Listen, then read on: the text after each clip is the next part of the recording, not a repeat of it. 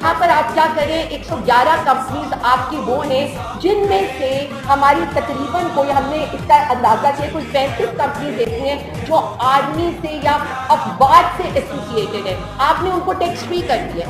اسی کا سارا بوجھ آپ نے کس کے اوپر ڈال دیا ہے؟ تنخواہ دار طبقے کے اوپر آپ نے ڈال دیا ہے. آپ اگر دیکھیں تنخواہ دار طبقے سے آپ لوگوں کی اپنی رپورٹس ہیں، اس سال کے اندر آپ نے کوئی 536 ارب روپے کا ٹیکس وصول کرنا ہے. یعنی آپ اشرافیہ پہ ٹیکس نہیں لگا رہے، تنخواہ دار طبقے کو آپ یہ کہہ رہے ہیں کہ ہم تمہیں نچوڑ دیں گے. بالکل اسی طرح سے جس طرح سے سرکاری ملازمین کو ہم یہ کہہ رہے ہیں کہ ہم آپ پہ احسان کر رہے ہیں. تجویز 6% کی پیش کی گئی تھی، 10% کا ہم نے کر کے حاتم طائی کی قبر پر لات مار دی ہے.